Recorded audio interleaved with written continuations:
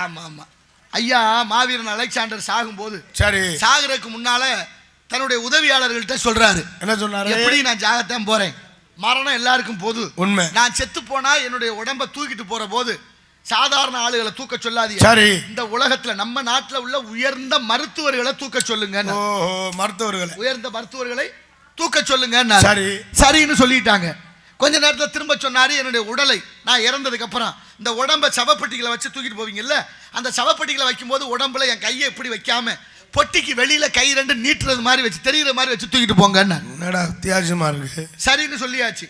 மூணாவதா சொன்னாரு, நான் செத்ததுக்கு அப்புறம் நான் சம்பாரிச்சு வச்சிருக்க இந்த உலக நாட்டை கட்டி ஆண்டவன் இல்லையா மாவீரன் அலெக்சாண்டர், அப்ப எவ்வளவோ பொன்பொருள்கள்லாம் இருக்கு, பணமெல்லாம் இருக்கு, நவ நிதியங்களை எடுத்து என்னை தூக்கிட்டு போற பாதையில ரெண்டு பக்கமும் அங்கங்க குவியல் குவியலாக வச்சிருங்க.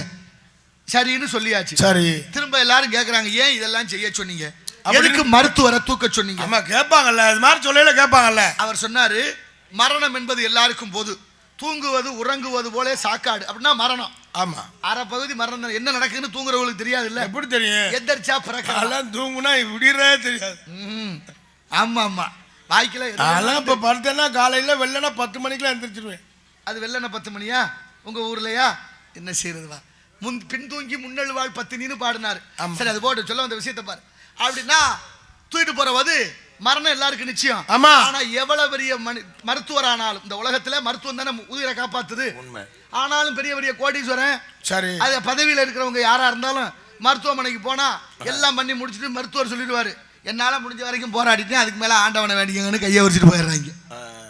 அப்ப மேல ஒரு சக்தி இருக்குல்ல, அது மாதிரி மரணத்தை எவ்வளவு பெரிய மருத்துவராலும் வெல்ல முடியாது என்பதை இந்த உலகம் உணர வேண்டும். மருத்துவர்களை தூக்க சொல்லுனார். சரி.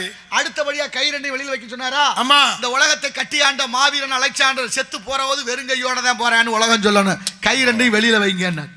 மூணாவதா இந்த பொன் பொருள் எல்லாம் வீதியில வைக்க சொன்னீங்களே, ஆமா, வெறுங்கையோட போன அலெக்சாண்டர் சொத்து பத்தெல்லாம் யார்கிட்ட கொடுத்தானோன்னு சந்தேகம் வந்துடும், அதனால வீதியில வைங்க, ஆளு கொஞ்சமா எடுத்துக்கிறோம்னு சொன்னார்.